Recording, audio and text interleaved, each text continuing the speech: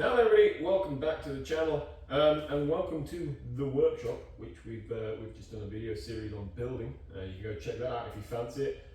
We did have some damaged panels with the building when it arrived. On the 31st of August I filled in the warranty form for the damaged goods, and that was the morning of the 31st of August. I think it was a Tuesday, and on the same day, the same morning actually, I got a phone call from them. They were quite happy. I'll put the pictures somewhere on the video, I don't know where. And they were quite happy with the fact that the panel was damaged and that they needed replacing. So they said they'll send some new panels out. Now at this moment, I have to note that I put the wrong panel numbers on the form because I'm a moron. If we look over here, so if you look there, it says P40, that's for the panel beside the door. And then if we go slightly across, it says P14, that's for the panel that's damaged. If we look down the bottom, we can see just there, it's all crinkled and crusty. All right, I looked at that, thought that was for that panel, when it isn't, it's for that panel. So I put on the form for the warranty 2 panels P40. What I should have done is 2 panels P14. Hence, I'm a blithering idiot. But it's not the end of the world. Okay, we did manage to get the panels straightened out. We managed to get them to fit the shed. Where they are, they're not going to be visible. I did that on purpose. So this one is going to be covered by a hedge. That one is probably going to get covered by shelving. So I'm not overly concerned. These panels here, I think I'm going to make a compressor housing. So these are actually going to get cut. These will get used as roofing panels, and then these smaller ones will probably get used to clad the walls of the compressor house. Yeah, that's the plan anyway. But I did just think that I'll open it up, see what condition these panels are in, so that you guys can get an idea. They are literally just wrapped in cardboard from what I can tell. I wouldn't know they were in much better condition when they did arrive. So they've been out in the rain for 4 days. We're just gonna chop them open, see what they look like, see if there's any dents on them, because there's no sort of padding or anything from what I can gather. And we're just going to rip it open. Yeah, there is plenty of cardboard, there's many layers of it, to be fair.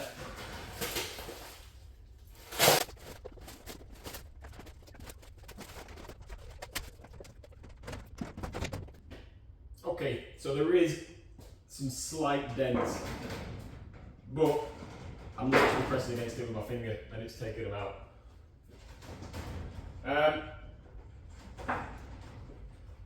The 2 issues I've had with Dancover, and to be honest, for the money that you're spending on their gear, I'd be amazed if there weren't issues. But the 2 issues I've had is the delivery times. They do tend to be quite a long period of time. So I filled the forms in on the 31st, it was the 11th when they arrived. So nearly 2 weeks delivery time. Not the end of the world, it's not detrimental. And also the packaging. So I got my big shed. The packaging could have been better on the main box, the bigger box, which weighed 300 kilos. That could have been better. Like I say, you'll see some pictures.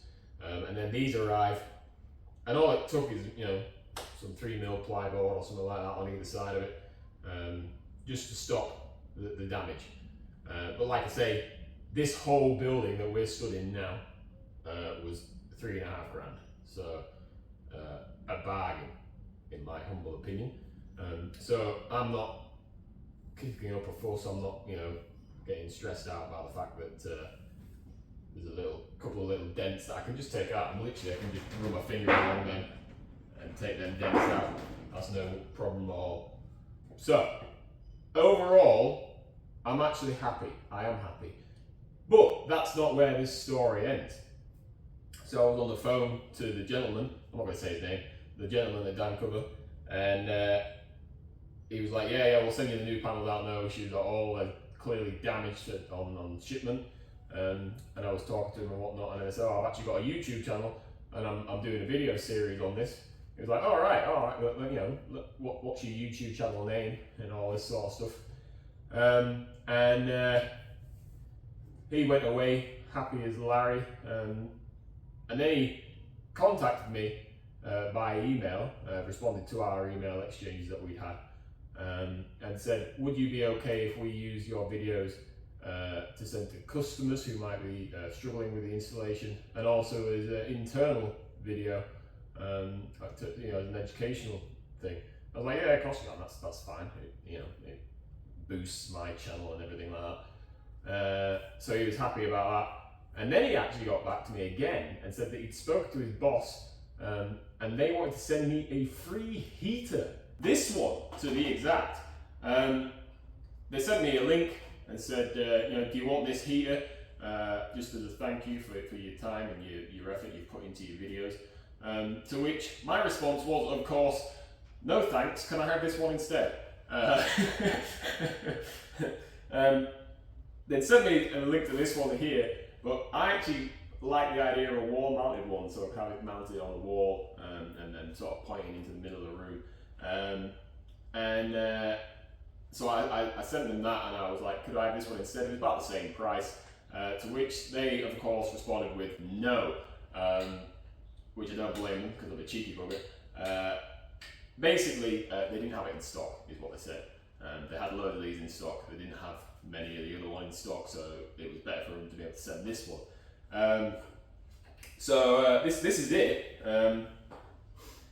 It is, hold on, what is it? It's a carbon fiber heater Sumatra is the name of it. A Sumatra, that's the model. This is the instruction manual. I had a quick glance through it. And it's actually very good. It's very good English. The only issue I've been able to find is one bit where it says, hold on, the heater is hot when in use. Do not ouch the hot surface of the heater and keep all combustible materials at least 3 feet from the heater. So obviously it's just missing a T on the beginning of touch, so it says ouch instead. And that's it. That's the only issue I can find with the instructions. It's very good. It did also have excellent package, which is kind of ironic considering I've just been saying about how the packaging hasn't been great. It had plenty of space around it, nice polystyrene caps on the top and bottom. Lovely. It does come, unfortunately, with an EU plug, so I'm about to swap that out for a UK one. I think on the website it did specify that it comes with a UK adapter, but I'm not too bothered anyway because I just swap it out for a UK plug anyway. So I'm going to do that, come back, we'll switch it on and we'll see what it's all about.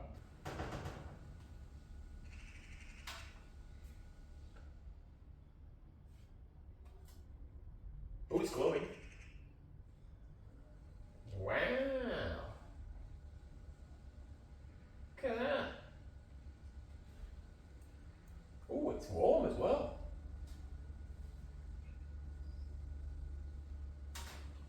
Crank it up. Bloody hell, look at that. Yay. Oh yeah, that's great.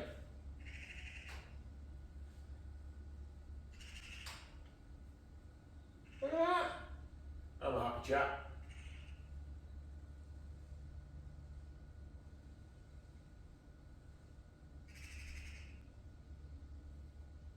Ta. Happy days. Let's just get the manual. Oh, feet back. That's when it hurts. I don't know whether it says that you meant to like. We recommend that the heater is cleaned at least once a month and before storage. Blah blah blah.